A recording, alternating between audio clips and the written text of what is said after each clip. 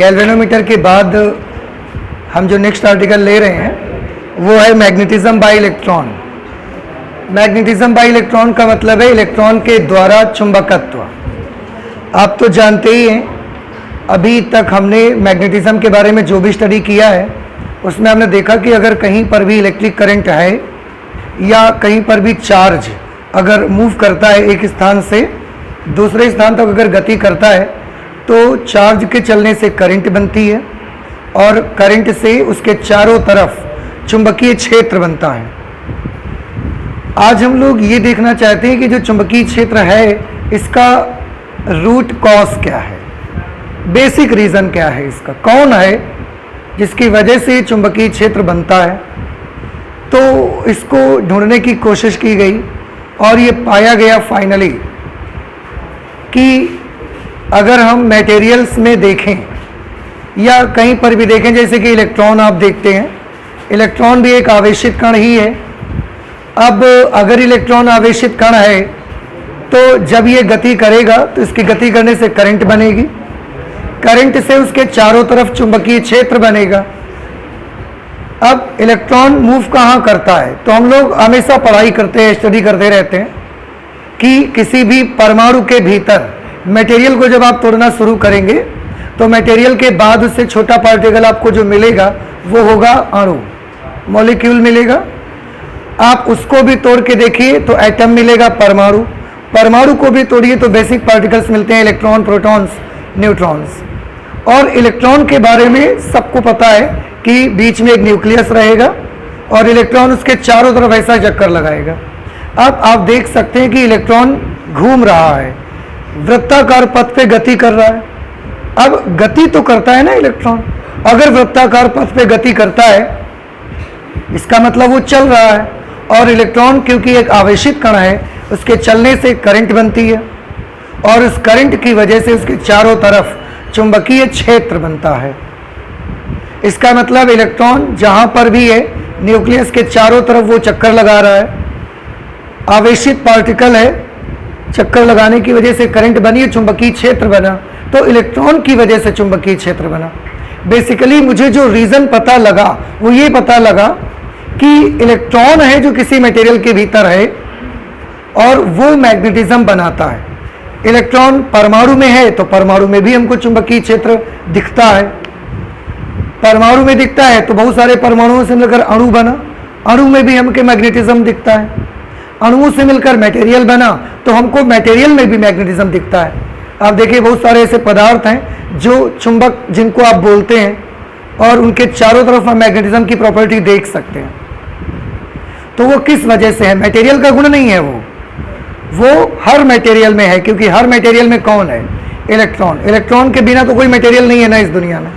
इसका मतलब है कि हर मटेरियल के पास मैग्नेटिज्म का गुण है ही। अब आप ये सोच सकते हैं तो फिर प्लास्टिक में क्यों नहीं होता,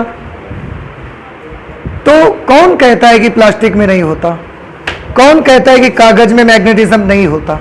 सबके पास मैग्नेटिज्म है, क्योंकि सबके पास क्या है, and electron is the root cause of magnetism. Electron ही चुंबकत्व की जड़ है और इलेक्ट्रॉन सबके पास है, कपड़े में, कागज में, प्लास्टिक में, हर चीज में इलेक्ट्रॉन है।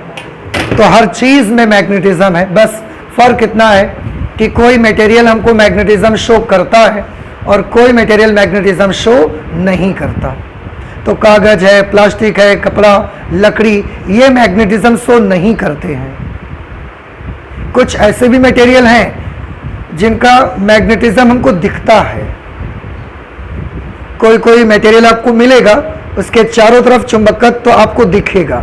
लोहे की छोटी मोटी चीजें ले जाओगे, कील ले जाओगे, वो अपनी ओर उसको खींच लेंगे। तो मैग्नेटिज्म इस दुनिया में सब चीज के अंदर, हर एक चीज के अंदर, क्योंकि हर एक चीज में क्या है, और इलेक्ट्रॉन मैग्नेटिज्म का, चुंबकत्व का रूट कॉज है, आप ये समझ लीजिए, मूल कारण है उसका। और इलेक्ट्रॉन सब में है तो इसलिए चुंबकत्व भी सबके पास है। किसी का मैग्नेटिज्म हमको दिखता है और किसी का नहीं दिखता। ऐसा क्यों होता है, अभी हम लोग इसके जस्ट बाद एक लेसन लेने वाले, मटेरियल मैग्नेटिज्म। पदार्थिक चुंबकत्व। उस वक्त आपको बताया जाएगा कि कोई मटेरियल चुंबकत्व शो करता है और कोई नहीं करता, इसके पीछे क्या रीज़न है, लेकिन होता सबके पास है। तो आज हम लोग उसी को पढ़ने चल रहे हैं कि अगर इलेक्ट्रॉन मैग्नेटिज्म का रूट कॉज है तो क्यों है, कैसे बना, किस तरीके से हम उससे रिलेटेड क्वांटिटीज़ को भी स्टडी करेंगे। तो वही आज हमने आर्टिकल बनाया हुआ है, मैग्नेटिज्म बाय इलेक्ट्रॉन, और इस आर्टिकल के बाद ही पदार्थिक चुंबकत्व तो आपको पढ़ने का मौका मिल जाएगा। तो इलेक्ट्रॉन के बारे में हम स्टार्ट कहाँ से करेंगे? स्टार्ट ये करेंगे कि एक न्यूक्लियस है बीच में, एटम के भीतर न्यूक्लियस है और उसके चारों तरफ इलेक्ट्रॉन अपने ऑर्बिट में चक्कर लगाता है। ये मैंने मान लिया, ये इलेक्ट्रॉन है। आप सभी जानते हैं इलेक्ट्रॉन का आवेश नेगेटिव होता है, नेगेटिवली चार्ज पार्टिकल है। ये इलेक्ट्रॉन का द्रव्यमान है। हमने माना कि जब ये ऐसा वृत्ताकार मार्ग में चक्कर लगा रहा है और यहां बीच में कौन होगा? बीच में नाभिक होगा, होगा कोई, हमें उससे ज्यादा मतलब नहीं है, हमें तो इलेक्ट्रॉन से मतलब है। v वेग से चक्कर लगाता है, v इसका क्या है? रेखीय वेग। ठीक, इन दो तीन बातों के बारे में पहले तो हम नोट करना चाहेंगे। माना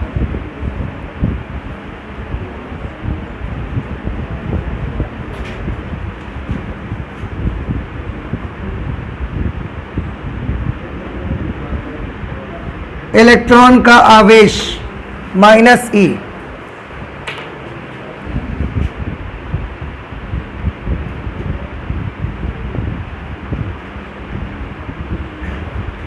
इलेक्ट्रॉन का द्रव्यमान आप चाहें तो m मान लीजिए, आप चाहें तो me लिख लीजिए, मास ऑफ इलेक्ट्रॉन।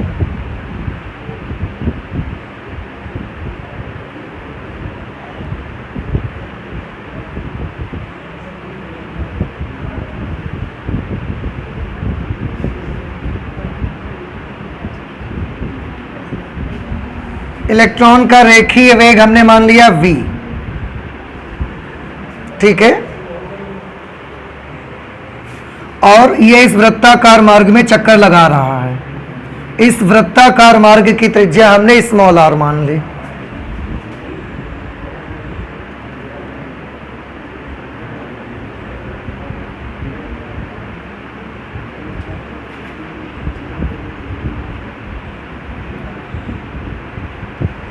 माना इलेक्ट्रॉन के वृत्ताकार मार्ग की त्रिज्या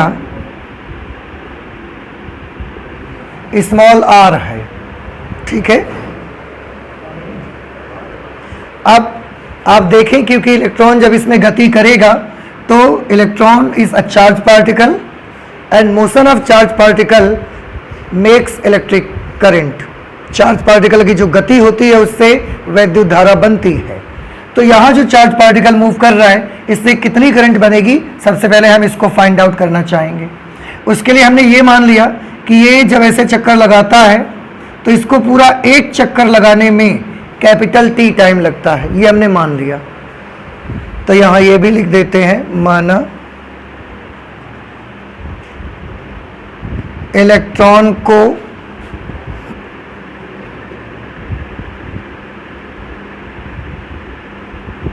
वृत्ताकार मार्ग में चक्कर लगाने में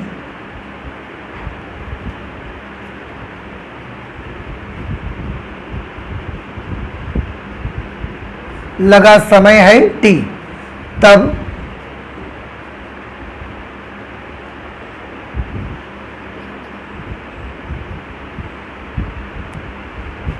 इलेक्ट्रॉन के द्वारा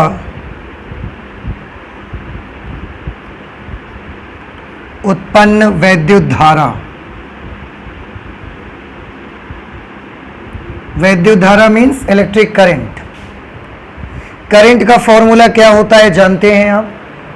Q upon T, charge upon time. कौन चक्कर लगा रहा है? इलेक्ट्रॉन। तो इलेक्ट्रॉन का चार्ज कितना होता है?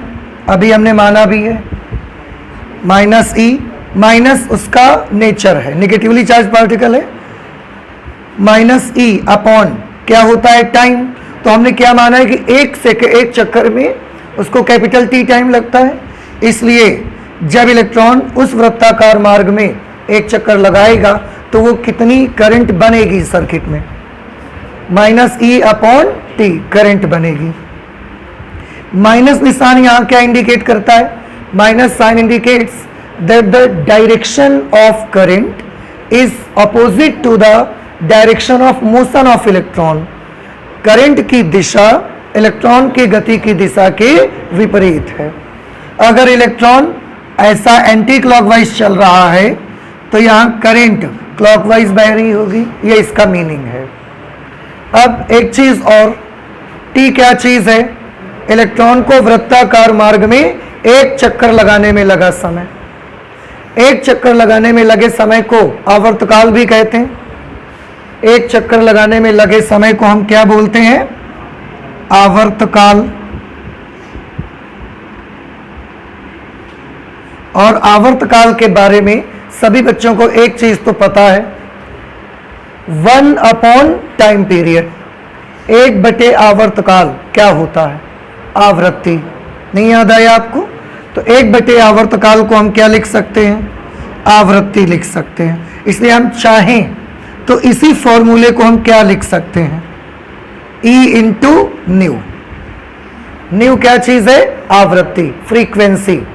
फ्रीक्वेंसी मतलब इलेक्ट्रॉन के द्वारा इलेक्ट्रॉन के द्वारा 1 सेकंड में लगाए गए चक्करों की संख्या। अगर वृत्ताकार मार्ग में इलेक्ट्रॉन 1 सेकंड में 10 चक्कर लगाता है तो फिर न्यू की वैल्यू कितनी हो जाएगी? 10। अगर 1 सेकंड में वो 1000 चक्कर लगाता है तो न्यू की वैल्यू 1000 हो जाएगी। और ये कितना आसान है ना कैलकुलेट करना। देखो, अगर हमें ये बता दिया जाए कि जो इलेक्ट्रॉन है वो वृत्ताकार मार्ग में 1 सेकंड में कितने चक्कर लगा रहा है, तो 1 सेकंड में लगाए गए चक्करों की संख्या यहां लिख देंगे, इलेक्ट्रॉन का आवेश यहां लिख देंगे और मल्टीप्लाई करने से क्या मिल जाएगी हमको? इसमें बनने वाली करंट हमको मिल जाएगी। नहीं समझ में आई बात आपको? तो इस तरह से कैलकुलेट कर सकते हैं। यहां न्यू के बारे में बताना बेहद जरूरी है क्योंकि ये न्यू हमने अभी भी लिया। न्यू क्या चीज है? आवृत्ति, फ्रीक्वेंसी इसे अंग्रेजी में बोलते हैं। 1 सेकंड में इलेक्ट्रॉन के द्वारा लगाए गए चक्करों की संख्या। ठीक है। आवृत्ति का भी एक फॉर्मूला आपने पढ़ा हुआ है। क्या कोणीय वेग के पदों में आवृत्ति का कोई सूत्र याद है आपको? ओमेगा का एक फॉर्मूला होता है 2 pi nu. Omega is equal to 2 pi n आवृत्ति के लिए यूज करते हैं। तो omega is equal to 2 pi और आवृत्ति की जगह हमने न्यू लिख लिया। आप चाहो एन लिख सकते हो। आप अगर न्यू ना लिखना चाहो तो आप यहां पर एन लिख सकते हो, लेकिन एन आपको कंफ्यूज करेगा क्योंकि करंट वगैरह में एन आप इलेक्ट्रॉनों की संख्या के लिए भी लेते हो, है ना? तो फिर आप न्यू बनाए रखो।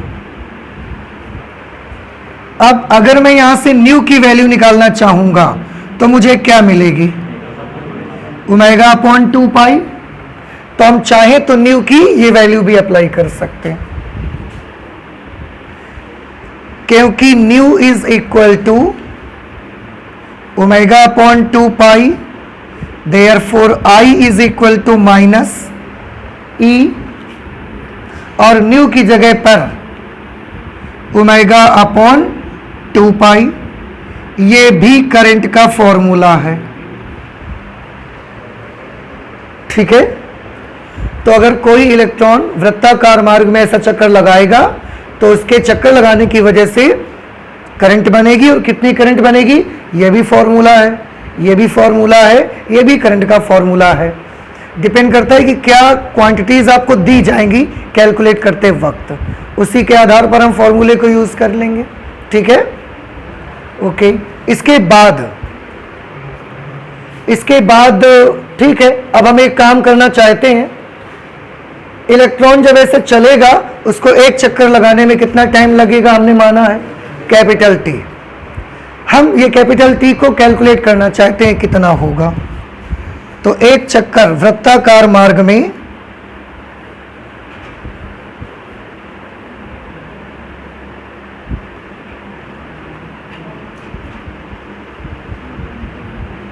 वृत्ताकार मार्ग में इलेक्ट्रॉन को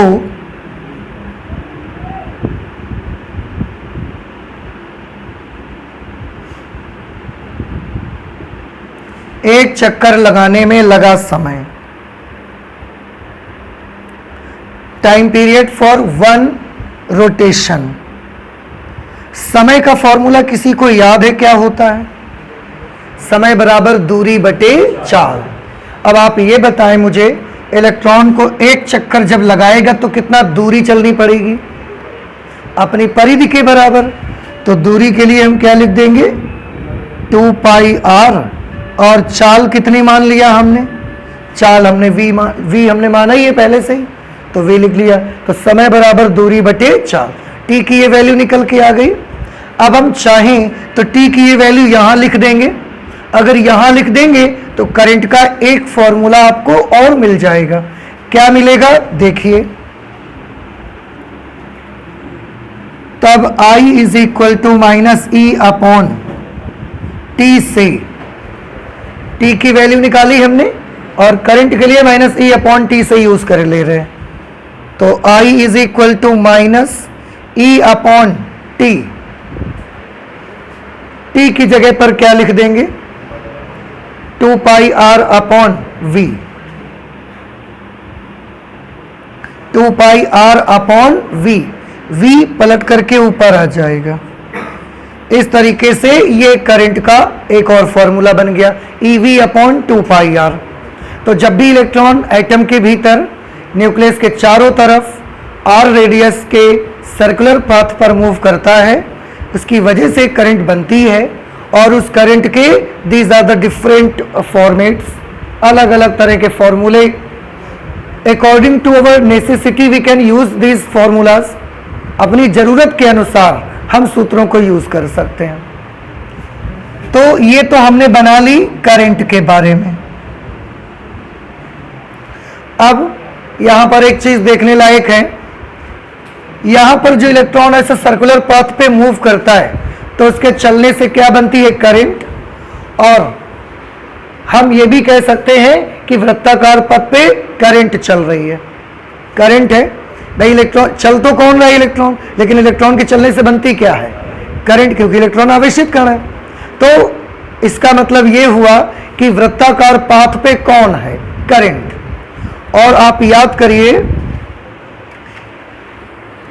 ऐसा पहली बार नहीं हुआ है कि वृत्ताकार रास्ते पर करंट है, पहले भी कई बार हो चुका है। इसको देख के याद आ गया। वृत्ताकार मार्ग में कौन है? करंट। समझ आया? तो अब आपको नहीं लगता कि इलेक्ट्रॉन जो कि एटम्स के भीतर इस तरीके से सर्कुलर पाथ में मूव करता है और उससे करंट बनती है, तो उसका बिहेवियर सेम वैसा ही होता है जैसे एक धारावाही वृत्ताकार कुंडली का होता है। नहीं समझ में आई आपको? आया? कुंडली में भी ऐसे धारा बह रही है, वृत्ताकार कुंडली में, और इसमें भी तो वृत्ताकार मार्ग में धारा बह रही है। इसका मतलब यह हुआ कि परमाणु के भीतर वृत्ताकार मार्ग में चक्कर लगाता हुआ इलेक्ट्रॉन वृत्ताकार कुंडली, वृत्ताकार धारावाही कुंडली की भांति व्यवहार करता है। ठीक है, तो इस पॉइंट को पहले नोट कर लेते हैं।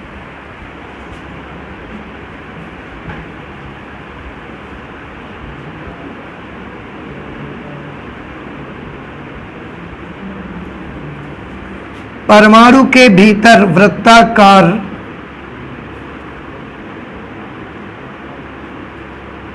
मार्ग में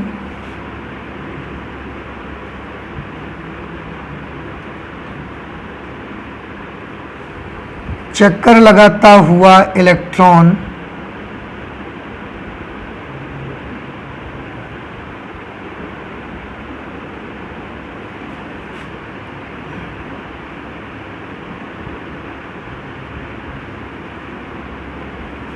का व्यवहार वैसा ही होता है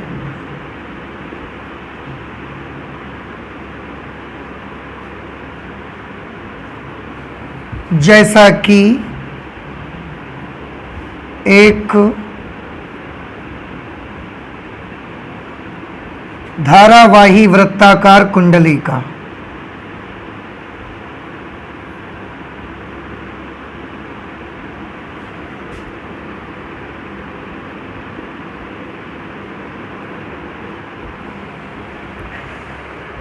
अब अगर इसका व्यवहार एक धारावाही वृत्ताकार कुंडली के जैसा होता है, इसका मतलब इसमें भी एक तरफ नॉर्थ पोल होगा, एक तरफ साउथ पोल होगा, ये तो सिंपल है।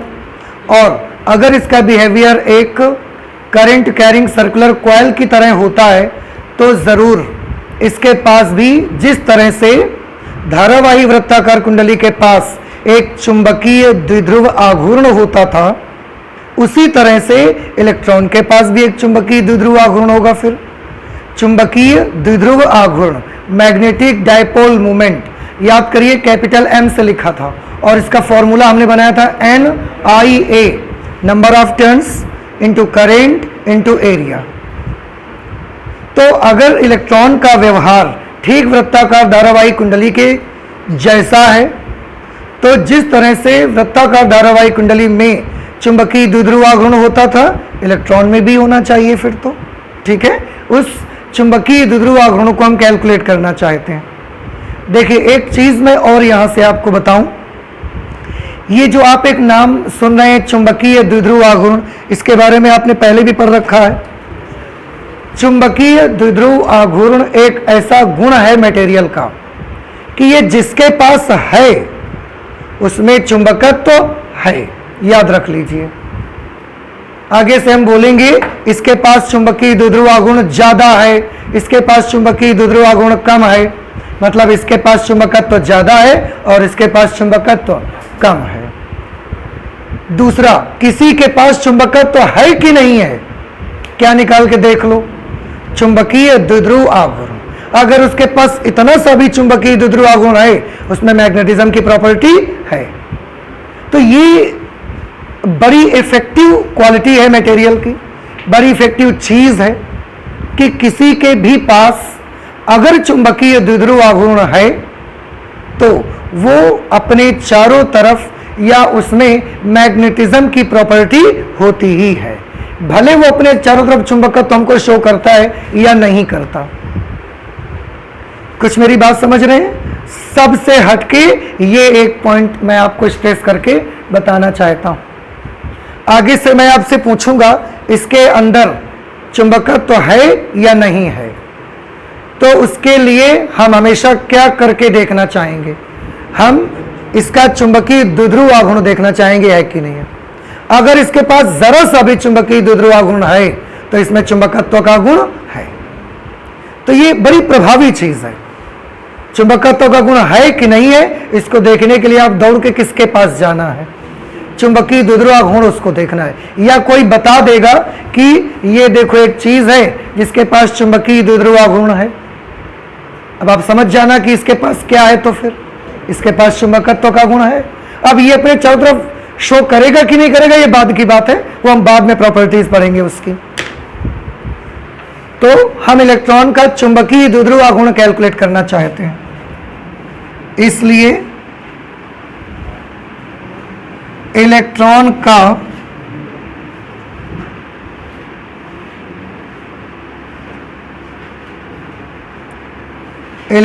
का चुंबकीय द्विध्रुव आघूर्ण, वैसे तो हम चुंबकीय द्विध्रुव आघूर्ण को M से लिखते हैं, पर इलेक्ट्रॉन का चुंबकीय द्विध्रुव आघूर्ण है तो हम इसको और कोई सिंबल बना लेते हैं, म्यू बना लेते हैं इसका symbol, mu for electron. Mu मतलब क्या है, याद रहेगा अभी आपको, इलेक्ट्रॉन का चुंबकीय द्विध्रुव आघूर्ण, मैग्नेटिक डायपोल मोमेंट, ठीक है। क्या फॉर्मूला होता है मैग्नेटिक डायपोल मोमेंट का, NIA। यहां पर हम केवल एक चक्कर का मान रहे हैं तो n की वैल्यू कितनी हो जाएगी, 1। बहुत सारे चक्कर नहीं ले रहे हैं, इलेक्ट्रॉन एक चक्कर ऐसा लगा के आता है t समय में, तो हम एक चक्कर का ले रहे हैं, इसलिए मैग्नेटिक डायपोल मोमेंट का फॉर्मूला क्या बन जाएगा, केवल I/A। समझ आ गया सबको, ठीक। इसके बाद mu for electron is equal to, I की जगह हम I की वैल्यू लिख देते हैं, ये वाली वैल्यू आप लिख दो, EV/2πr। नेगेटिव साइन केवल डायरेक्शन बताता है करंट की। फिर से इलेक्ट्रॉन जिस दिशा में उसका रेखीय वेग है उसके अपोजिट डायरेक्शन पे ही कौन चलेगा, नेगेटिव साइन का ये मीनिंग है। तो आई की जगह हम ये वैल्यू लिख देते हैं minus EV upon 2 pi r into capital A. A क्या चीज है, कॉइल अगर होती तो कॉइल का एरिया लेते हैं, यहां पर किसका एरिया लेना है, जिस वृत्ताकार मार्ग में इलेक्ट्रॉन चक्कर लगा रहा है उस वृत्ताकार मार्ग का क्षेत्रफल। वृत्त का क्षेत्रफल का क्या फॉर्मूला होता है, पाई आर स्क्वायर। आर से इसका एक आर कैंसिल हो गया, पाई से पाई भी कैंसिल हो गया। देखो mu for electron is equal to minus E into v into r by 2।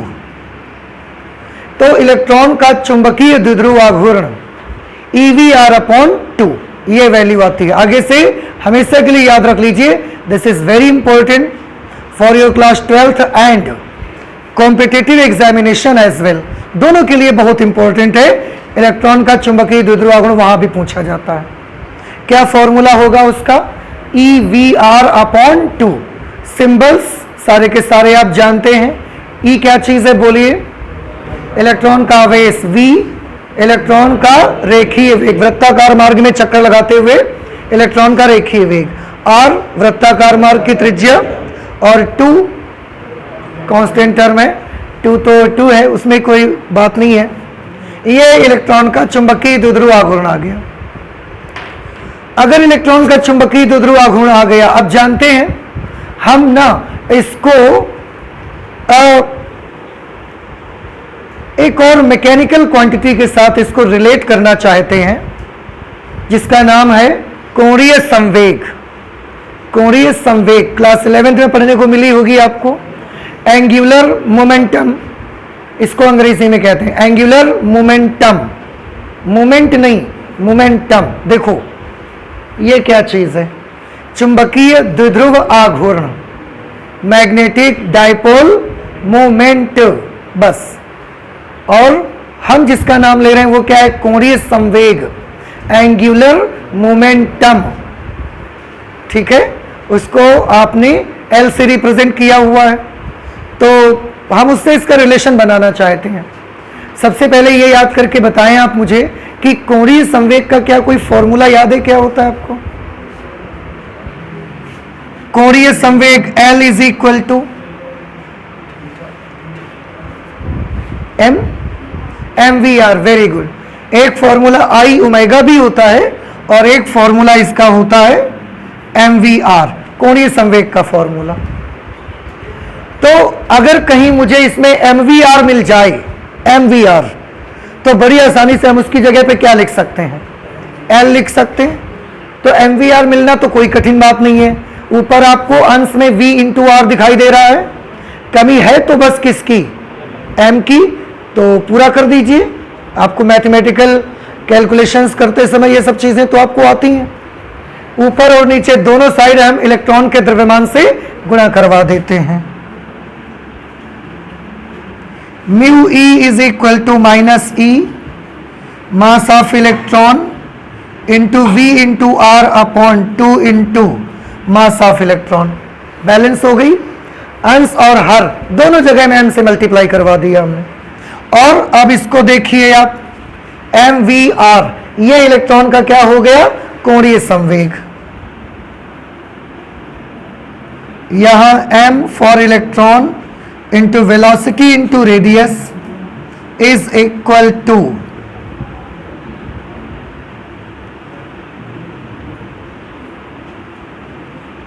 Electron का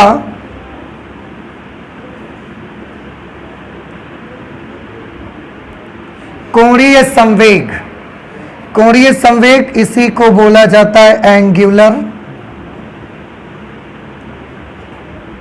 मोमेंटम, और इसको L से रिप्रेजेंट करते हैं। तो हम mvr की जगह L लिख देते हैं। Therefore mu e is equal to minus e L upon 2m into e। देखो मैं बार बार आपसे कह रहा हूं, माइनस निशान केवल डायरेक्शन बताता है। अगर आपको पसंद नहीं आ रहा है या आपको लगता है कि डायरेक्शन की हमको ज़रूरत नहीं है, तो आप माइनस छोड़ भी सकते हैं, ठीक है, लेकिन माइनस लगाए रहने से काफी कुछ पता भी चलता रहता है। जैसे यहां माइनस लगने से क्या पता चल रहा है, यहां क्या पता चला, अभी बताया था हमने आपको। यहां क्या पता चल रहा है, म्यू ई क्या चीज है, इलेक्ट्रॉन का चुंबकीय द्विध्रुव आघूर्ण। एल क्या चीज है, इलेक्ट्रॉन का कोणीय संवेग। अगर कोई चीज एक सरल रेखा में ऐसे गति करती है और उसके पास द्रव्यमान है तो उसके पास रेखीय संवेग होता है। और अगर कोई पार्टिकल ऐसा वृत्ताकार मार्ग में चक्कर लगाता है और उसके पास द्रव्यमान है तो फिर उसके पास क्या होता है, उसके पास होता है कोणीय संवेग। तो रेखीय संवेग और कोणीय संवेग, तो ये कोणीय संवेग L है। अब देखिए मैं आपको बताना क्या चाहता था, ठीक है, ये हम आपको बताना चाहते थे कि ये क्या है, चुंबकीय द्विध्रुव आघूर्ण सदिश राशि, कोणीय संवेग सदिश राशि। माइनस निशान हमको ये बताता है कि इलेक्ट्रॉन का चुंबकीय द्विध्रुव आघूर्ण सदैव इलेक्ट्रॉन के कोणीय संवेग के विपरीत दिशा में होता है। बस नेगेटिव साइन हमको ये बताता है। तो यहां पर हम उसके बारे में नोट कर देते हैं जरा।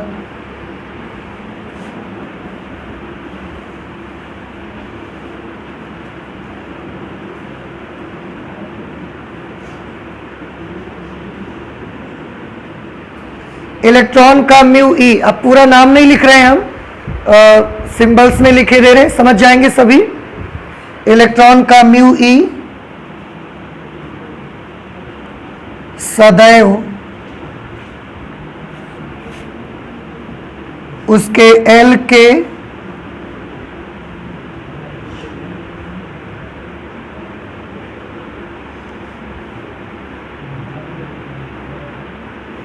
विपरीत दिशा में होता है, ठीक है।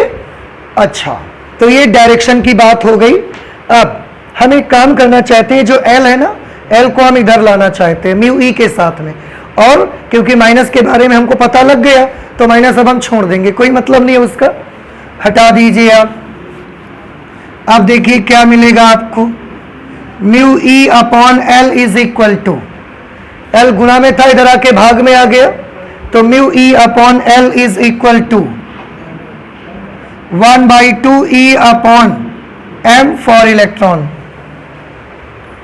Mu e upon l is equal to 1/2 e upon m for electron, ठीक है। अब इसको ये एक आप देख सकते हैं यहां पर 1/2 कांस्टेंट, ई इलेक्ट्रॉन का आवेश कांस्टेंट होता है, ऐसा तो है नहीं आज इलेक्ट्रॉन का आवेश कुछ और होगा और कल परसों आप आओगे तो बदल जाएगा। तो इलेक्ट्रॉन का आवेश कैसा होता है, कांस्टेंट। ये क्या चीज है, इलेक्ट्रॉन का द्रव्यमान, ये भी कैसा रहता है। इसका मतलब है म्यू ई अपॉन एल एक ऐसी क्वांटिटी है, एक ऐसी राशि है जो कि नियत है, समझ रहे हैं। और आप जानते हैं इस नियतांक का एक नाम भी रखा गया, इस नियतांक का एक नाम रखा गया क्योंकि ये कांस्टेंट है, इसलिए इस कांस्टेंट का एक नाम रखा गया जायरोमैग्नेटिक कांस्टेंट। जायरोमैग्नेटिक कांस्टेंट, घूर्ण चुंबकीय अनुपात, क्या नाम रखा गया इसका, घूर्ण चुंबकीय अनुपात। घूर्ण शब्द क्यों आया, एल की वजह से। एल क्या है, कोणीय संवेग। कोणीय संवेग उसके पास होता है जो ऐसा वृत्ताकार मार्ग में घूमता है या घूर्णन गति करता है। तो एल किसकी, एल की वजह से घूर्णन, म्यू की वजह से चुंबकीय चुंबकत्व और आघूर्ण है क्योंकि ये, तो घूर्ण चुंबकीय और इन दोनों का क्या चीज है, ये अनुपात, इसलिए उसका नाम रखा गया घूर्ण चुंबकीय अनुपात। मैं यहां लिखता हूं,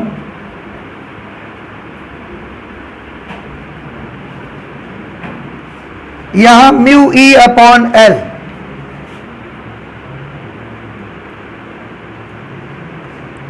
इसको हिंदी में कहा जाता है घूर्ण चुंबकीय अनुपात।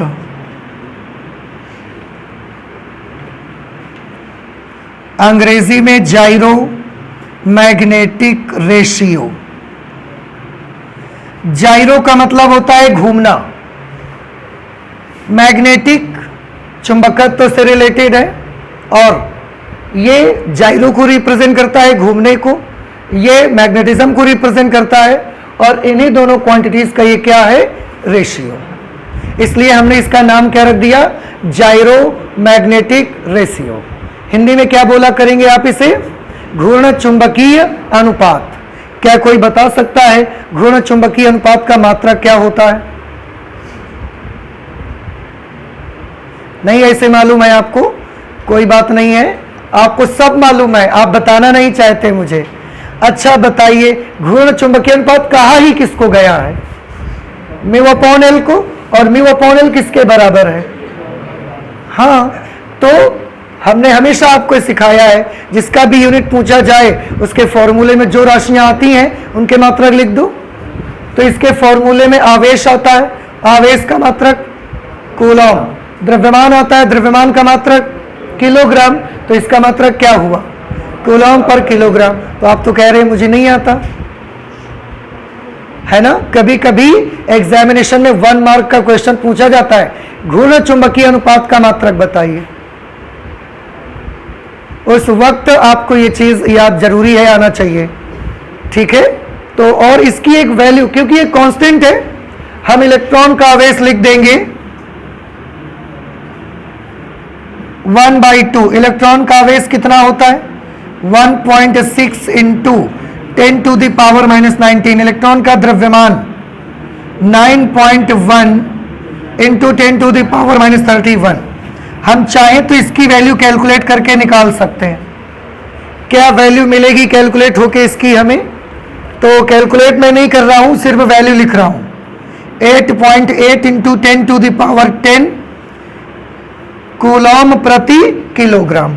तो आगे से कभी भी कोई भी पूछेगा घूर्ण चुंबकीय अनुपात का मात्रक क्या होगा, कूलॉम प्रति किलोग्राम। अच्छा, आपको एक चीज इसको देख के याद नहीं आ रही कुछ? अगर कुछ याद आ रहा है तो प्लीज बता दीजिए मुझे। कुछ भी याद नहीं आ रहा है? इतना सा भी याद नहीं आ रहा है आपको? अरे, इलेक्ट्रॉन का आवेश बटे उसका द्रव्यमान, आपको नहीं लगता कि इलेक्ट्रॉन का विशिष्ट आवेश है? किसी आवेशित कण का विशिष्ट आवेश किसको बोलते हैं? उसका आवेश बटे उसका, तो ये तो इलेक्ट्रॉन का आवेश बटे इलेक्ट्रॉन का द्रव्यमान है, तो ये इलेक्ट्रॉन का विशिष्ट आवेश नहीं हो गया? और उसके साथ 1/2 भी है। इसका मतलब ये हुआ that the gyromagnetic ratio is always equal to the specific just half of specific charge of electron. घूर्ण चुंबकीय अनुपात का मान इलेक्ट्रॉन के विशिष्ट आवेश का आधा होता है। समझ नहीं पाए? आ गया? आ गया कि नहीं आ गया? ऐसे देखते रहे तो जैसे मैंने कोई गुनाह कर दिया। समझ आ गया कि नहीं आ गया आपको? ओके, तो ये आप नोट कर लीजिए। और यहां से हमने किसका मान निकाल लिया, घूर्ण चुंबकीय अनुपात का, और ये कांस्टेंट टर्म है, ये इलेक्ट्रॉन के विशिष्ट आवेश का आधा होता है। इसकी value 8.8 into 10 to the power 10 coulomb पर किलोग्राम होती है। तो प्लीज आप जल्दी से नोट करें। इसमें अब इसमें हम क्या करने वाले हैं, इसमें हम थोड़ा सा बोहर्स एटॉमिक थ्योरी को भी इन्वॉल्व करना चाहते हैं। क्यों?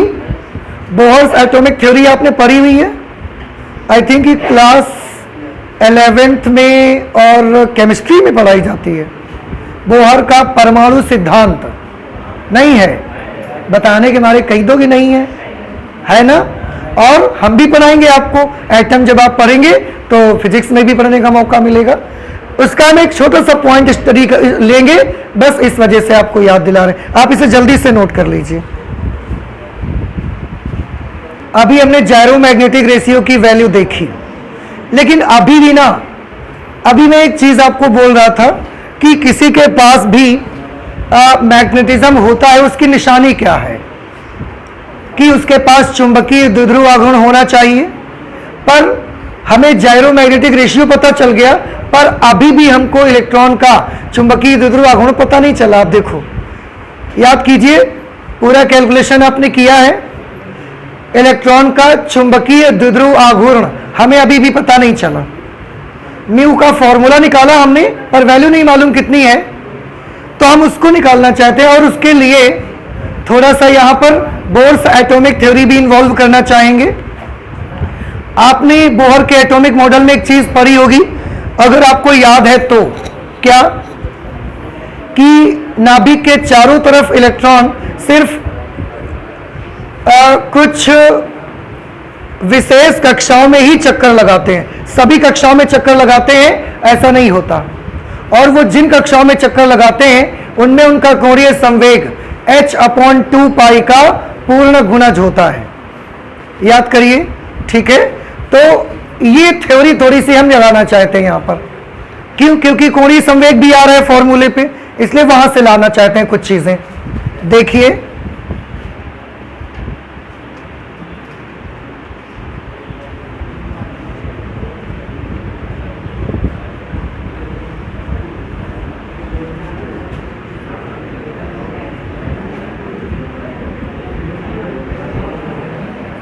परंतु बोहर के परमाणु मॉडल से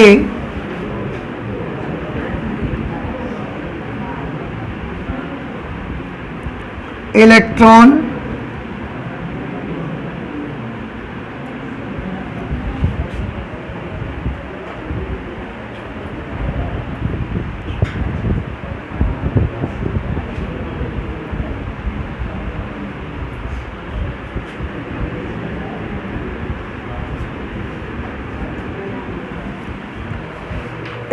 नाभिक के चारों ओर केवल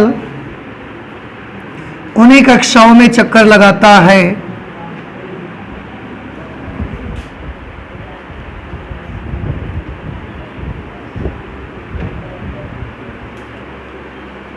जिनमें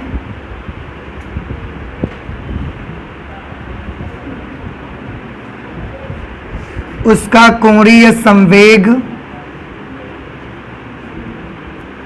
h/2 पाई का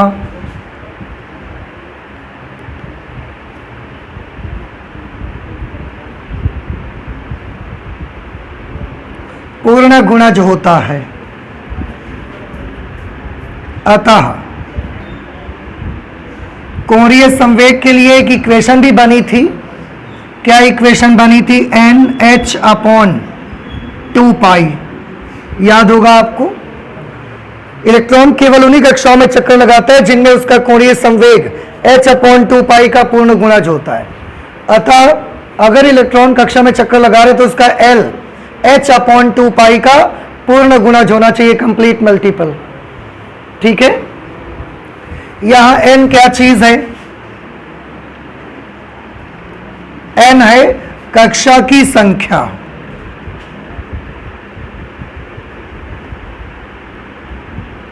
अगर आप n की जगह 1 लिख दोगे तो पहली कक्षा में चक्कर लगाने वाले इलेक्ट्रॉन का कोणीय संवेग मिल जाएगा। n की जगह 2 लिख दोगे तो सेकेंड ऑर्बिट में चक्कर लगाने वाले इलेक्ट्रॉन का कोणीय संवेग मिल जाएगा। n की जगह जो नंबर लिख दोगे उसी कक्षा में चक्कर लगाने वाले इलेक्ट्रॉन का एंगुलर मोमेंटम आपको मिल जाएगा। और h के बारे में भी, h भी बड़ी अच्छी चीज है। क्या है बता सकते हैं? याद है किसी को? प्लांक्स कांस्टेंट, प्लांक नियतांक।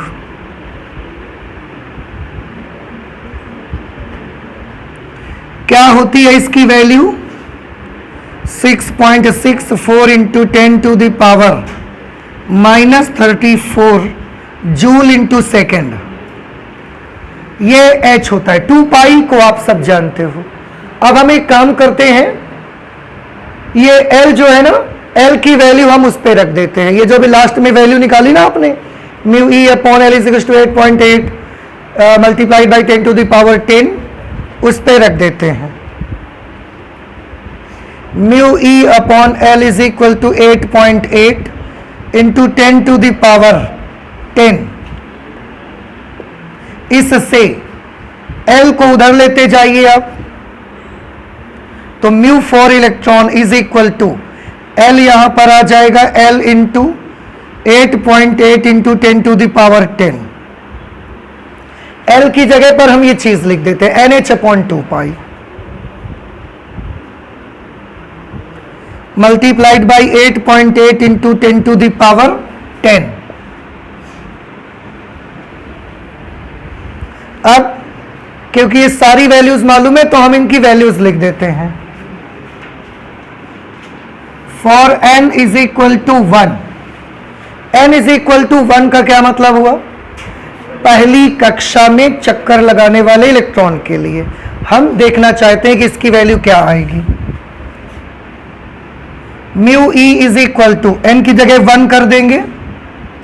What will be h? h 6.64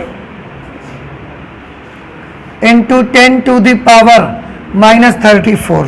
h की जगह पर ये ऊपर लिखा ही है 8.8 into 10 to the power 10। n हो गया h और ये upon 2 into pi. 2 into pi की जगह पाई की वैल्यू भी आप सबको पता है 3.14। ये पाई की जगह पर लिख दिया। तो आप जानते हैं जब ये वैल्यू हम लिख दिए और अब इसे कैलकुलेट कर लोगे ना आप, तो ये क्या चीज है याद है किसी को? इलेक्ट्रॉन का चुंबकीय द्विध्रुव आघूर्ण। तो यहां से कैलकुलेट होकर इलेक्ट्रॉन का चुंबकीय द्विध्रुव आघूर्ण मिल जाएगा। इसको भी मैं कैलकुलेट नहीं करूंगा, मैं केवल आपको इसकी वैल्यू बताऊंगा। Mu for electron is equal to 9.27 into 10 to the power -24। क्या कोई मुझे बताएगा कि इलेक्ट्रॉन के चुंबकीय द्विध्रुव आघूर्ण का मात्रक क्या होता है? हाँ जी बताओ, सोचो, आपको आता है? नहीं आता है? देखो ये क्या है? चुंबकीय द्विध्रुव आघूर्ण। और चुंबकीय द्विध्रुव आघूर्ण का फॉर्मूला आपने लिया था I इंटू ए, यहीं से स्टार्ट किया था। I का मात्रक क्या होता है बताइए? एम्पियर। और ए क्या चीज है? क्षेत्रफल का मात्रक बताओ। आता सब है, केवल मुंह के अंदर दबाए बैठे रहोगे। मात्रक क्या होगा बताइए? Ampere metre square. तो ये चुंबकीय द्विध्रुव आघूर्ण का मात्रक और ये उसकी वैल्यू। अब आप देखिए, इसका मतलब है इलेक्ट्रॉन के पास चुंबकीय द्विध्रुव आघूर्ण होता है। इसका मतलब है कि इलेक्ट्रॉन के पास चुंबकत्व भी होता है और इसके पास चुंबकत्व होता है मतलब चुंबकीय गुण है। एक चीज और, ये हमने कौन से इलेक्ट्रॉन के लिए निकाली है वैल्यू? जो नाभिक के चारों तरफ पहले ऑर्बिट में चक्कर लगा रहा है। अगर हम दूसरे ऑर्बिट में चक्कर लगाने वाले इलेक्ट्रॉन का चुंबकीय द्विध्रुव आघूर्ण निकालना चाहें तो क्या करना पड़ेगा? हाँ जी, n के स्थान पर क्या लिखना पड़ेगा? 2। वो वैल्यू इससे थोड़ी बड़ी आएगी कि छोटी आएगी? बड़ी आएगी कि छोटी? बड़ी। कैसे पता लगा? क्योंकि ऊपर n है। आप जैसे n की जगह 2 लिखोगे, ये वैल्यू इस वाली वैल्यू का डबल हो जाएगी। 3 लिखने से ट्रिपल हो जाएगी। इस तरीके से वैल्यू क्या होते जाएगी। तो आपको नहीं लगता कि ये वाली वैल्यू इलेक्ट्रॉन की सबसे छोटी वाली वैल्यू है फिर तो? क्योंकि ये पहली कक्षा में चक्कर लगाने वाले इलेक्ट्रॉन की है। समझ रहे हैं आप? इसलिए ये सबसे कम वैल्यू है और इसीलिए हम इसके साथ एक और सफिक्स लगा देते हैं, that is minimum. Minimum electron का न्यूनतम चुंबकीय द्विध्रुव आघूर्ण। नहीं समझ में आया?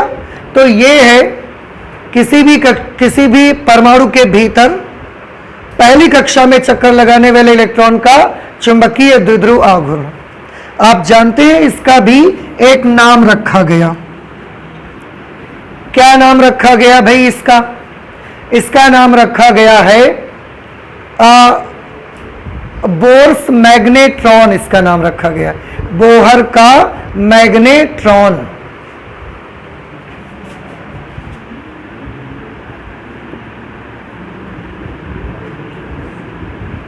इसे बोहर का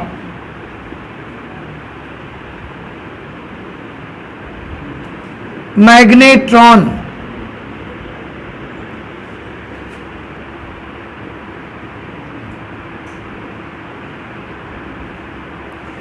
इसे बोहर का मैग्नेट्रॉन कहा जाता है,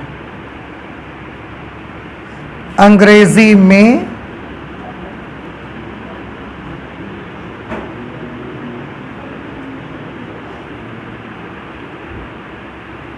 बोर्स मैग्नेट्रॉन।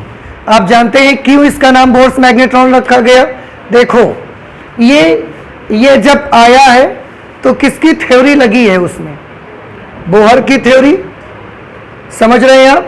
और ये है क्या चीज? मैग्नेटिक डायपोल मूवमेंट, चुंबकीय द्विध्रुव आघूर्ण। तो बोहर की थ्योरी लगी इसलिए बोहर्स। मैग्नेटिक डायपोल मूवमेंट है इसलिए मैग्नेट। और है किसका? इलेक्ट्रॉन का, इसलिए ट्रॉन लगा दिया लास्ट में ऑन। ये तो हम हमेशा करते हैं, कोई भी जो अत्यंत सूक्ष्म पार्टिकल्स के लिए कोई भी चीज निकालते हैं उसके पीछे हम ऑन लगा दिया करते हैं।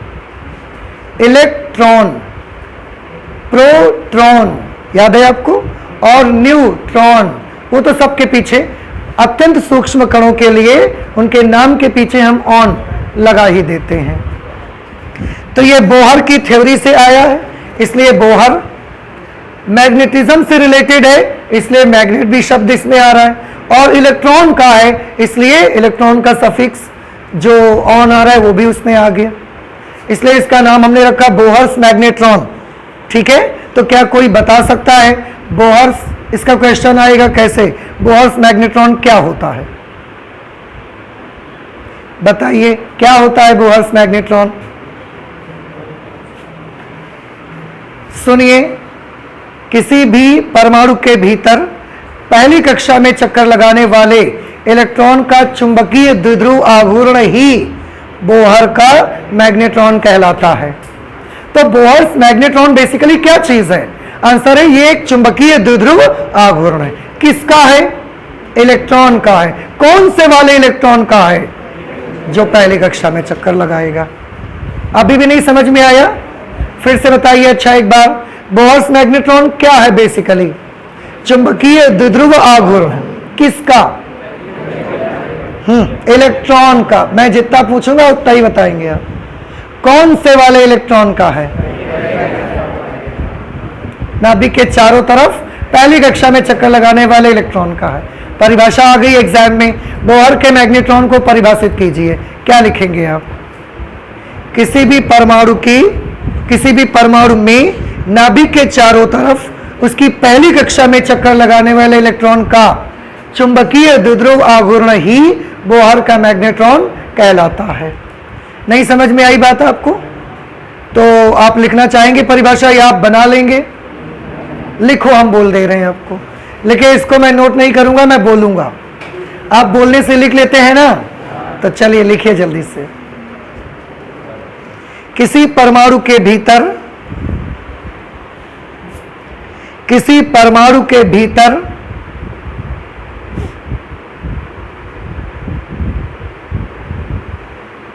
नाभिक के चारों ओर, किसी परमाणु के भीतर नाभिक के चारों ओर उसकी पहली कक्षा में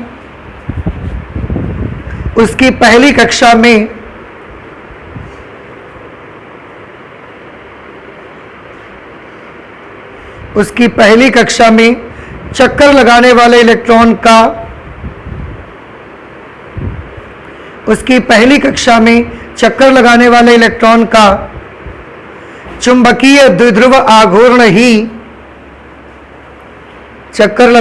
इलेक्ट्रॉन का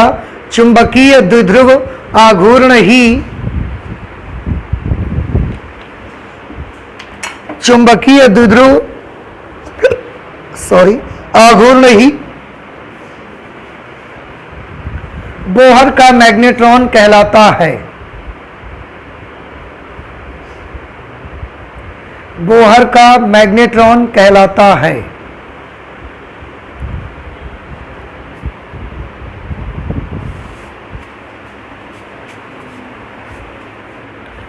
बउआ हो, ये समझ में आ गया बेटा आप सभी को? ठीक है, अब फिर से थोड़ा सा सुनिए। बोहर मैग्नेट्रॉन आपको कंप्लीट हो गया। वैल्यू 9.27 10⁻⁻24। जब ये कैलकुलेट किया तो हमें पता लगा, और अब हम मान भी रहे हैं क्या, कि इलेक्ट्रॉन नाभिक के चारों तरफ जो ऐसा वृत्ताकार मार्ग में चक्कर लगाता है, उसके इस गति की वजह से, उसके पास एक चुंबकीय द्विध्रुव आघूर्ण है और उसकी ये वैल्यू है। इसका मतलब इलेक्ट्रॉन के पास क्या है, चुंबकत्व है। भले वो मटेरियल में बाहर आके हमको दिखता है नहीं दिखता, ये अलग बात है, उसके अलग रीजंस हैं। मैं बार बार बोल रहा हूं, उसके बारे में हम लोग अभी अगली क्लास में डिस्कस करने वाले हैं। लेकिन अभी ये हमको पता लगा कि जितने भी इलेक्ट्रॉन एटम्स के भीतर अपने अपने ऑर्बिट में चक्कर लगाते हैं, उन सब के पास एक एक चुंबकीय द्विध्रुव आघूर्ण अवश्य है। ये तो हमने पहली कक्षा में जो चक्कर लगाता है ना, उसका केवल चुंबकीय द्विध्रुव आघूर्ण निकाल के दिखाया आपको। दूसरी कक्षा में लगाने वाले को तो इसके ज्यादा ही होगा। मिनिमम हर इलेक्ट्रॉन के पास वृत्ताकार मार्ग में चक्कर लगाने की वजह से इतना चुंबकीय द्विध्रुव आघूर्ण तो होता ही है, मिनिमम जो होता है। अब एक चीज फिर से बात आई कि क्या इलेक्ट्रॉन केवल यही वाला मोशन करता है, क्या इलेक्ट्रॉन केवल वृत्ताकार मार्ग में ही गति करता है या कोई और गति भी करता है। मैंने आपसे क्या पूछा कि इलेक्ट्रॉन वृत्ताकार मार्ग में ऐसा चक्कर लगा रहा है, क्या परमाणु के भीतर नाभिक के चारों तरफ जब इलेक्ट्रॉन गति करता है तो इस वृत्ताकार मार्ग में गति करने के अलावा कोई और भी मोशन करता है क्या, कोई और भी गति करता है। क्यों? क्योंकि चार्ज पार्टिकल अगर मूव करेगा, अगर आवेशित कण गति करेगा तो उसकी वजह से चुंबकीय द्विध्रुव आघूर्ण बनेगा ही। तो ये वाली गति की वजह से जो चुंबकीय द्विध्रुव आघूर्ण बना, इतना बना। अब हम ये सोच रहे हैं कि क्या इलेक्ट्रॉन कोई और प्रकार का मोशन करता है, अगर करता है तो क्या उसकी वजह से भी एक चुंबकीय द्विध्रुव आघूर्ण बनेगा? बेशक बनेगा, गति करेगा, because this is charge particle, और जब भी चार्ज पार्टिकल मूव करेगा मैग्नेटिक डायपोल मोमेंट तो बनेगा। तो अब आप मुझे बताएं, क्या वृत्ताकार मार्ग में चक्कर लगाने के अलावा कोई और प्रकार का मोशन होता है उस पर? होता है कि नहीं होता है? नहीं होता? होता है। कौन सा मोशन होता है बताइए? हाँ जी, घूर्णन गति, जिसको आप क्या बोलते हो? चक्रण, स्पिन। कि इलेक्ट्रॉन क्या करता है? स्पिन करता है। ऐसा भी चलता रहता है, ऐसे अपनी जगह पर, और वृत्ताकार मार्ग में भी घूमता है। लेकिन जब हम ये बोलते हैं ना, देखो इसको गौर से सुनिएगा, बहुत अच्छी चीज मैं आपको बता रहा हूं, सुनने की बात है, लिखने की बात खत्म। इलेक्ट्रॉन के बारे में हम एक चीज और पढ़ते रहते हैं कि इलेक्ट्रॉन नाभिक के चारों तरफ वृत्ताकार मार्ग में घूमने के साथ साथ अपनी धुरी पर, या यूं कह दें कि वो स्पिन भी करता है, चक्रण भी करता है। ये हमने पढ़ा हुआ है। लेकिन इसमें एक प्रॉब्लम है। क्या प्रॉब्लम है? कोई भी चीज चक्रण करती है, घूर्णन गति करती है, उसको आप कैसे समझते हैं? उसको आप कैसे समझते हैं? कोई भी चीज घूर्णन गति कर रही है, उसको समझने का हमारे पास एक तरीका है। क्या? हम उस वस्तु में दो पॉइंट देखते हैं, दो पॉइंट्स, एक ये पॉइंट है, एक ये पॉइंट है। हम उसमें दो पॉइंट देखते हैं कि पास पास ये दो बिंदु हैं। अब अगर ये वाला बिंदु इस बिंदु के चारों तरफ ऐसा घूम रहा है तो हम बोल देते हैं कि ये वाली वस्तु क्या कर रही है? स्पिन कर रही है, चक्रण कर रही है, घूर्णन गति कर रही है। तो किसी भी वस्तु का घूर्णन पहचानने का हमारे पास तरीका क्या है कि हम उस वस्तु को अच्छे से देखते हैं और उसमें कितने बिंदु देखते हैं? दो। अगर उन दोनों बिंदुओं में से एक बिंदु दूसरे बिंदु के चारों तरफ ऐसा घूम रहा है, ये अपनी जगह पर है, पर ये अगर उसके चारों तरफ ऐसा घूमता है तो हम बोलते हैं कि हाँ, ये वस्तु क्या कर रही है? घूर्णन कर रही है, चक्रण कर रही है। This is the way that how will we recognise that any body is rotating और नॉट। कोई वस्तु घूर्णन कर रही है या नहीं कर रही है, ये मेथड है पहचानने का हमारा। समझ आ गई ये मेथड? ठीक। अब इलेक्ट्रॉन की बात करिए। इलेक्ट्रॉन कितना बड़ा होता है? बहुत छोटा, सबसे छोटा पार्टिकल है। और पार्टिकल, इसका मतलब उसको क्या बोलते हो? बिंदु आवेश। क्या बोलते हैं आप उसे? बिंदु आवेश। Means electron is only a single particle. Electron केवल एक पार्टिकल है। घूर्णन पहचानने के लिए कितने पार्टिकल चाहिए? इलेक्ट्रॉन कितना पार्टिकल है? एक सिंगल पार्टिकल को देखकर आप पहचान सकते हो क्या कि ये घूर्णन कर रहा है? Answer is no. तो फिर आप कैसे पहचान गए कि इलेक्ट्रॉन घूर्णन कर रहा है, इलेक्ट्रॉन चक्रण करता है? कैसे पहचान गए भैया? आपने पहचाना है, आप बता रहे थे हमको कि इलेक्ट्रॉन क्या करता है, इलेक्ट्रॉन घूर्णन करता है। कैसे पहचान गए आप? आपको कुछ बात मेरी समझ में आई? मैंने जो बताया घूर्णन कैसे पहचानते हैं, उसके लिए कितने पॉइंट चाहिए? 2। और इलेक्ट्रॉन तो खुद ही एक सिंगल पार्टिकल है। इलेक्ट्रॉन पे तो 2 पार्टिकल है ही नहीं, और घूर्णन के लिए 2 पार्टिकल जरूरी है। इलेक्ट्रॉन में तो एक ही कण है। कैसे पहचान गए कि इलेक्ट्रॉन घूर्णन करता है? आंसर है नहीं पहचान पाए हम। तो फिर कैसे मान लिया कि घूर्णन करता है? क्योंकि हमने अपने नेचर में देखा हमारी पृथ्वी को। हमारी पृथ्वी क्या करती है? ऐसा वृत्ताकार मार्ग में घूमती है और अपनी धुरी पर घूर्णन भी करती है। तो उसी को देख करके ये हमने मान लिया है, कभी पहचान नहीं पाए हम इसको। समझ में आया आपको? तो आप कभी भी इलेक्ट्रॉन को देखकर पहचान नहीं सकते, ये फैक्ट है। आप कभी भी इलेक्ट्रॉन को देखकर पहचान ही नहीं सकते कि वो कौन सी गति करता है, घूर्णन गति करता है या वो स्पिन करता है। फिर भी हम क्यों मानते हैं कि वो स्पिन करता है? क्योंकि हम अपने नेचर में देखते हैं, हम अपनी प्रकृति में पृथ्वी को देखते हैं, और उसी का मॉडल रदरफोर्ड ने कंसीडर किया था यहाँ पे कि जैसे पृथ्वी सूर्य के चारों तरफ चक्कर लगाती है, वैसे ही इलेक्ट्रॉन भी नाभिक के चारों तरफ अपने अपने ऑर्बिट में चक्कर लगाता है। इसलिए तब से ही हम मानते आ रहे हैं कि इलेक्ट्रॉन वृत्ताकार मार्ग में घूमने के साथ साथ क्या करता है? चक्रण। लेकिन आज अगर कोई पूछ ले आपसे, मान रहे हैं सब बातें सही है, लेकिन अगर कोई अचानक आपसे पूछ ले कि इलेक्ट्रॉन चक्रण करता है कि नहीं करता, तो आप बड़े मजे से बोलोगे हाँ करता है, फिर बोलेगा प्रूफ करो। क्योंकि दुनिया क्या चाहती है? प्रूफ चाहती है। आप कितने होशियार हैं इससे किसी को मतलब नहीं है, आप कितने इंटेलिजेंट हैं इससे किसी को मतलब नहीं है। दुनिया क्या चाहती है? प्रूफ चाहती है। आप अपने इंटेलिजेंस का यूज करके क्या कर सकते हैं? दुनिया प्रमाण चाहती है आपसे। अगर आप कितना भी इंटेलिजेंट बने रहें, आप बड़े होकर कुछ अच्छा ना कर पाए, कहीं गवर्नमेंट सर्विस में ना जा पाए, तो इस बात का प्रमाण है कि आप कम होशियार हैं। और एक कम होशियार बच्चा भी अगर गवर्नमेंट सर्विस में चला जाता है, तो इस बात का प्रमाण है कि वो बहुत इंटेलिजेंट था। समझ रहे हैं? इसलिए दुनिया चाहती है प्रमाण, और आपको प्रमाण दे ही नहीं पाओगे आप।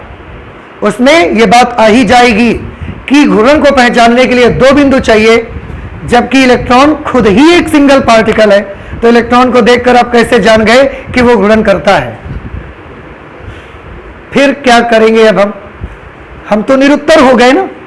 हम लगातार बहुत दिन से क्या बोलते आ रहे थे कि इलेक्ट्रॉन क्या करता है? घूर्णन।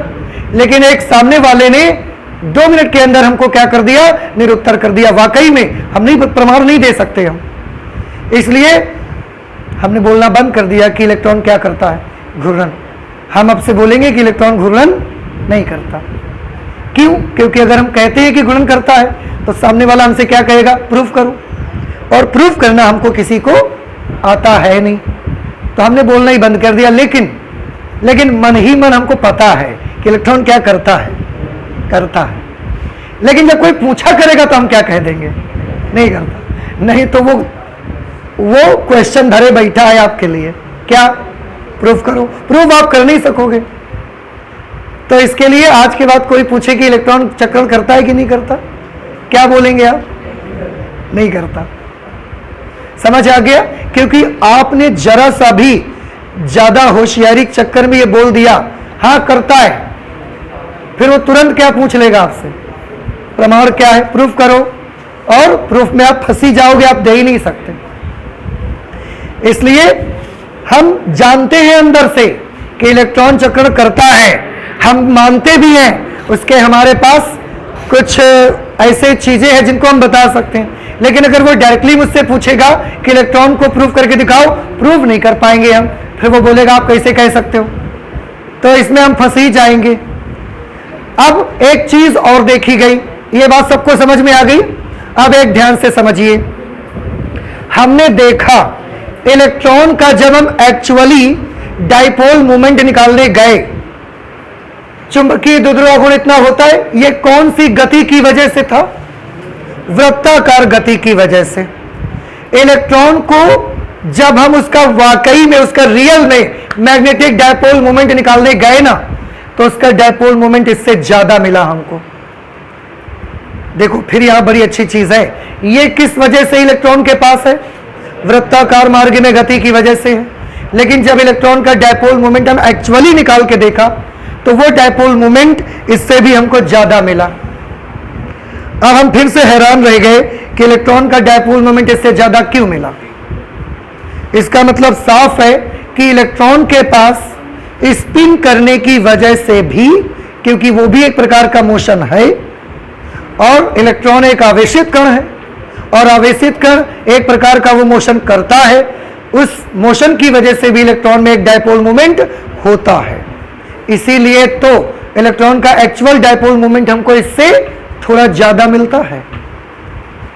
तो हमने मान लिया कि इलेक्ट्रॉन के पास इसके अलावा इससे ज्यादा जो डाइपोल मोमेंट है, वो डाइपोल मोमेंट किसकी वजह से है? उसके चक्रण वाली गति की वजह से है। लेकिन हम कभी बोलते नहीं है, उसको डर लगता है हमको। सामने वाला पूछ ही बैठी कि प्रमाण बताओ, तो हम बोलते नहीं है, पर हम सब अंदर अंदर जानते हैं, अंदर ही अंदर हमको मालूम है कि इसके अलावा इलेक्ट्रॉन के पास जो भी चुंबकीय द्विध्रुव आघूर्ण है, वो किस वजह से है? उसकी घूर्णन गति की वजह से है, उसके स्पिन करने की वजह से है। लेकिन ये बात हम बोलते नहीं है कभी। क्या झंझट मोल लेना यार, सामने वाला पूछ बैठेगा प्रमाण दो, तो फिर हम क्या बोलते हैं, उसको हम क्या बताएंगे कि वो एक्स्ट्रा क्यों इसके पास है? तो आप जानते हैं, हमने ये बोल दिया कि वो जो एक्स्ट्रा डाइपोल मोमेंट आपको मिल रहा है, वो इलेक्ट्रॉन का निजी गुण है, वो इलेक्ट्रॉन में होता ही है। और ये कहने से बच जाएंगे कि वो स्पिन करता है। तो आज के बाद हम क्या बोलेंगे? कोई भी हमसे ये भी पूछेगा कि इलेक्ट्रॉन में वृत्ताकार मार्ग में घूर्णन की वजह से कितना डाइपोल मोमेंट होता है, आप बोलेंगे इतना होता है। फिर वो बोलेगा लेकिन इलेक्ट्रॉन का एक्चुअल डाइपोल मोमेंट तो इससे ज्यादा होता है, तो वो ज्यादा वाला क्यों आ गया? तो आप क्या बता दोगे कि वो ज्यादा वाला डाइपोल मोमेंट इलेक्ट्रॉन का निजी गुण है, उसकी इंट्रिंसिक प्रॉपर्टी है। जबकि अंदर ही अंदर हम सब जानते हैं कि वो है किस वजह से? स्पिन की वजह से। लेकिन हम उसको कहेंगे नहीं, हम अपना रास्ता बदल देंगे, हम अपना तरीका बदल देंगे, और उसको ये कहकर बहला देंगे, बता देंगे कि ये इलेक्ट्रॉन का निजी गुण की वजह से। इलेक्ट्रॉन है तो उतना चुंबकीय द्विध्रुव आघूर्ण होगा ही उस पे। अब कोई हमसे बोलता है कि एक इलेक्ट्रॉन में वृत्ताकार गति करने की वजह से जो चुंबकीय द्विध्रुव आघूर्ण बनता है, ये हमको नहीं चाहिए, ये हमको नहीं चाहिए। तो भी इलेक्ट्रॉन के पास चुंबकीय द्विध्रुव आघूर्ण है, इसके अलावा जो मिलता है वो इलेक्ट्रॉन का क्या है? उसका निजी गुण है। स्पिन करता है ये हम नहीं बोलते, ये बोलते ही प्रमाण की आवश्यकता पड़ेगी ही आपको। तो हम इसके लिए एक छोटी सी लाइन बना देते हैं कि इलेक्ट्रॉन के पास इसके अलावा, इसके अतिरिक्त भी एक चुंबकीय द्विध्रुव आघूर्ण होता है जो उसका एक निजी गुण है, और उसे हम इलेक्ट्रॉन का निज चुंबकीय द्विध्रुव आघूर्ण कहते हैं। बस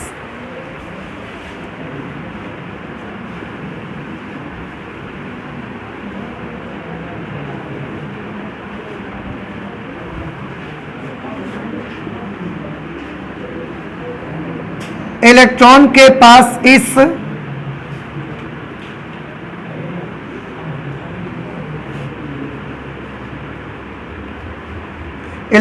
पास इस चुंबकीय द्विध्रुव आघूर्ण के अतिरिक्त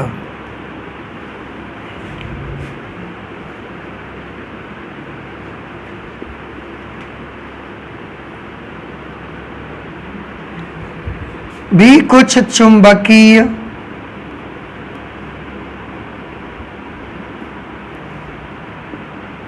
द्विध्रुव आघूर्ण होता है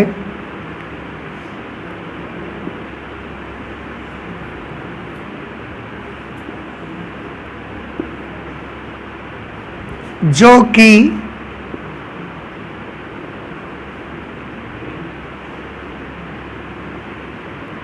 इलेक्ट्रॉन का निजी गुण है।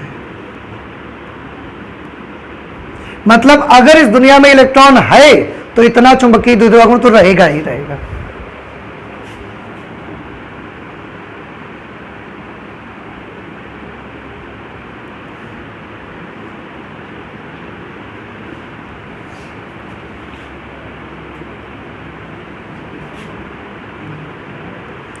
इससे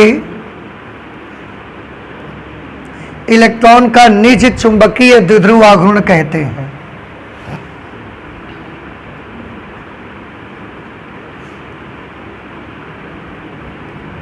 इसे इलेक्ट्रॉन का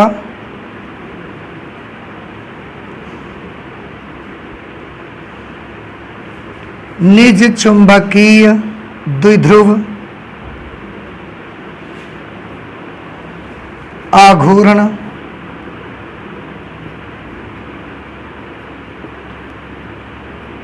कहते हैं।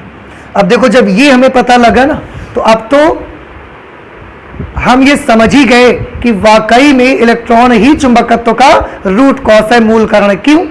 क्योंकि अगर इलेक्ट्रॉन चक्कर नहीं भी लगाएगा, अगर वो एक जगह बैठा भी है, तो भी तो उसके पास चुंबकीय द्विध्रुव आघूर्ण है। इसलिए इलेक्ट्रॉन के पास मैग्नेटिज्म होता ही है। इसीलिए इलेक्ट्रॉन चुंबकत्व का मूल कारण है।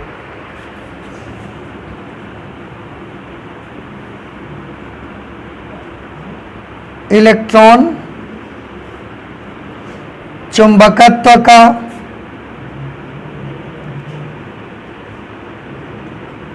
मूल कारण है, रूट कॉज है।